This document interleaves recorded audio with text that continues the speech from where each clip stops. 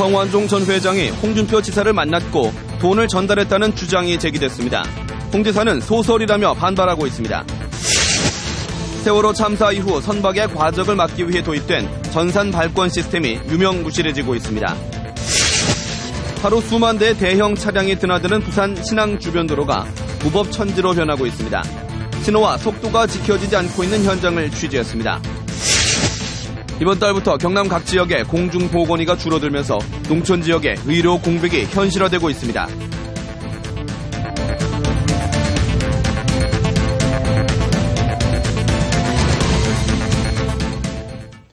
안녕하십니까. 이어서 경남 소식입니다. 고 성완종 전 회장이 홍준표 지사를 만났고 돈을 전달했으며 통화까지 했다는 주장이 제기됐습니다. 홍 지사는 말도 안 되는 소설을 쓰고 있다며 강하게 반발하고 있습니다. 천연수 기자가 취재했습니다. 2011년 6월 당시 홍준표 국회의원이 여의도 한 호텔에서 성완종 경남기업 회장을 만났다는 의혹. 홍준표 지사는 2011년 충청도 행사장에서 성 회장을 만난 것이 유일하다며 소설 같은 이야기라고 부인했습니다. 두 사람이 만난 다음 날 윤모 씨가 1억 원을 들고 국회의원 회관으로 홍 의원을 찾아가 전달했다는 주장. 홍 지사는 돈을 줄 거면 성 회장이 호텔에서 직접 전달하는 것이 맞지 않냐며 앞뒤가 맞지 않는 의혹이라고 밝혔습니다. 사정이 있겠죠. 그래서 나중에 아마 수사하면 내용이 다 나오겠습니까? 이어 1억 원이 잘 전달됐는지 성 회장이 홍 의원에게 전화를 걸어 확인했다는 의혹. 홍 지사는 2011년에는 성 회장이 자신과 통화할 입장도 아니었다며 첩보 소설 같은 이야기라고 일축하고 의혹을 제기한 언론에 강한 불만을 표시했습니다. 이런 식으로 언론 재판을 해버리면 그거 참 모양이 안 좋습니다. 홍 지사는 성완종 메모에 적힌 다른 7명과는 달리 자신은 돈을 전달했다는 사람이 있으니 조사를 받아야 할 것이라며 검찰 조사에 응할 것이라고 말했습니다. 돈 전달자로 지목된 윤 씨는 오늘 기자들과 만났지만 홍 지사에게 직접 돈을 전달했느냐는 질문에 아무런 답을 하지 않았습니다. KBS 뉴스 전현수입니다. 세월호 참사의 주요 원인 가운데 하나였던 선박 과적을 막기 위해 해양수산부가 전산 발권 시스템을 도입했습니다. 하지만 참사 1년이 흐른 지금 과적을 막는 이 제도가 유명무실해지고 있습니다. 김소영 기자가 취재했습니다. 420여 톤 여객선이 한쪽으로 기울어진 채 아찔한 운항을 이어간다. 과적 표시 기준인 만재율수선은 수면 아래로 가라앉았습니다. 이 여객선은 과적 운항을 했다는 의혹이 제기돼 해경이 수사를 벌이고 있습니다. 그 선박에 적재할 수 있는 총 적재량을 비교해서 과적 여부를 수사할 방침입니다. 여객선 과적을 막기 위해 지난해 도입된 전산 발권 시스템. 승선 차량과 적재물 무게를 전산 입력해 적재 한도를 초과할 경우 아예 발권이 되지 않도록 한 겁니다. 실제 과적을 막을 수 있을까? 차주가 화물차의 승선을 위한 발권을 요구하자 몇 차례 질문이 오간 뒤 곧바로 승선권이 발급됩니다. 저건이 뭐예요? 왜 짐 실어줍니까? 조금 화장대 하나. 개근대를 이용해 실제 중량을 측정하지도 적재물이 얼마나 실렸는지 육안으로 확인하지 않습니다. 물어보고 그렇다니까 나갑니다. 나와 확인하거나 그런 건 없어요. 예. 승선 시 과적을 단속할 운항 관리자조차 없는 곳이 수두룩합니다. 이렇다 보니 실제 중량보다 적은 허위 발권을 막을 길이 없는 겁니다. 실제 과적 의혹이 제기된 여객선 역시 선적 차량 18대 가운데 7대가 짐을 전혀 싣지 않은 공차로 발권돼 허위 발권 의혹을 받고 있습니다. 법제화되어 있다든지 저희가 해야 되는데 오늘 아직은 그게 정확하게 지침이 없고. 있으나마나한 전산 발권 시스템으로 운항 중인 여객선은 전국 90여 척에 이릅니다. KBS 뉴스 김소영입니다. 계속해서 사회 안전과 관련된 뉴스입니다. 하루 수만 대의 대형 차량이 드나들고 있는 부산 신항의 주변 도로가 무법천지가 되고 있습니다. 신호와 속도를 지키는 차를 찾아보기가 힘듭니다. 손원혁 기자의 보도입니다. 대형 화물차들이 쉴 새 없이 통행하는 부산 신항 컨테이너부두 도로입니다. 신호등은 있지만 지키는 차량은 찾아보기 어렵습니다. 빨간불이지만 여지없이 무시하고 내달립니다. 어제도 내가 나가다가 한 10cm 조금 더 가서 또 박았죠. 냉상 하셨다. 좌회전이나 우회전을 하면 못해요. 왜 시험대가. 중앙선도 있으나 마나입니다. 이곳의 규정 속도는 시속 60km. 실제 측정해 보겠습니다. 짐을 실은 상태에서 76km가 찍힙니다. 일부 구간은 신호등마저 꺼져 있습니다. 사고가 잇따를 수밖에 없습니다.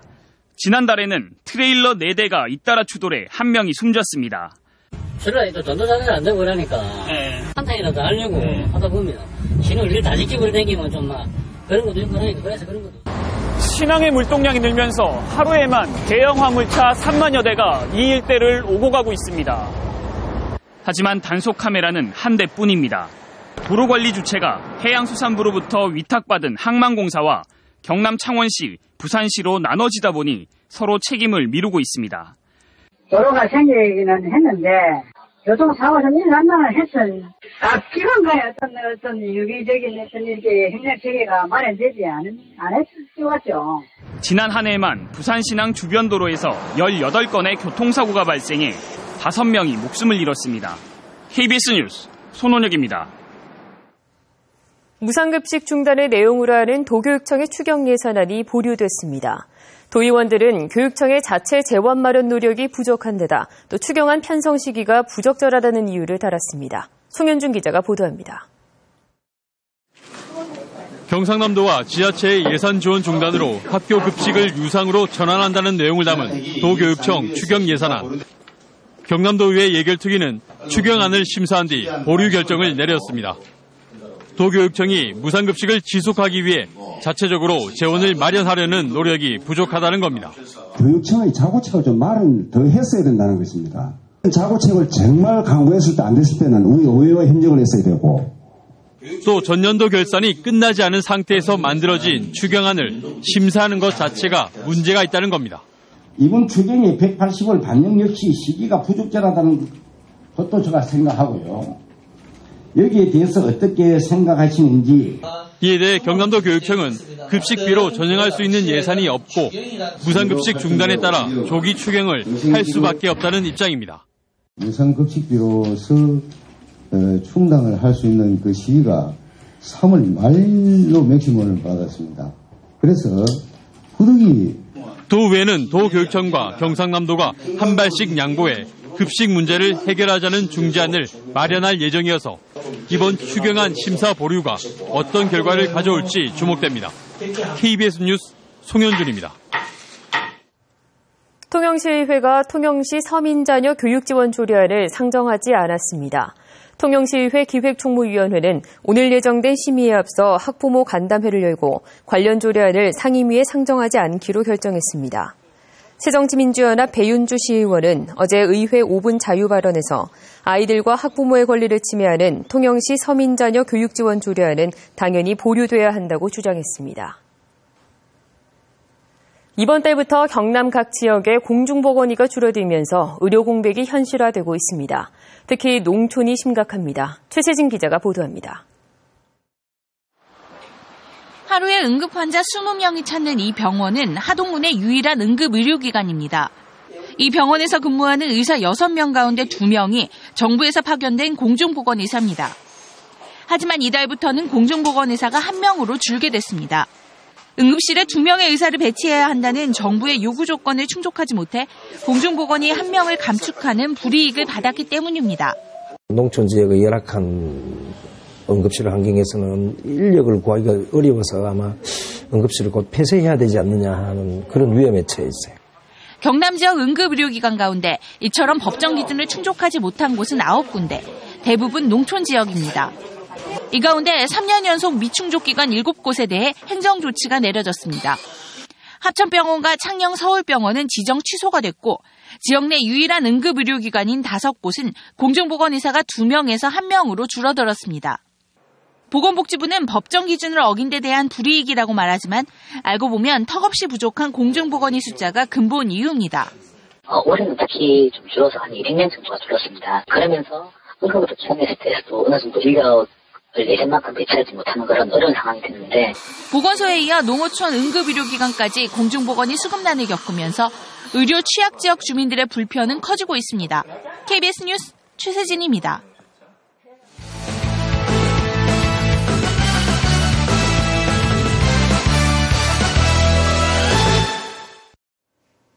주요 단신입니다. 창원에서 부산을 잇는 불모산 터널 통행료가 900원에서 1,100원으로 200원 인상됩니다. 경상남도는 2013년 불모산 터널 개통 이후 통행료를 소형자동차 기준 900원으로 고정시켜왔으나 민자도로사업자인 경남하이웨이 측이 상사중재원에 중재를 신청해 요금 인상 판정이 나왔다고 밝혔습니다.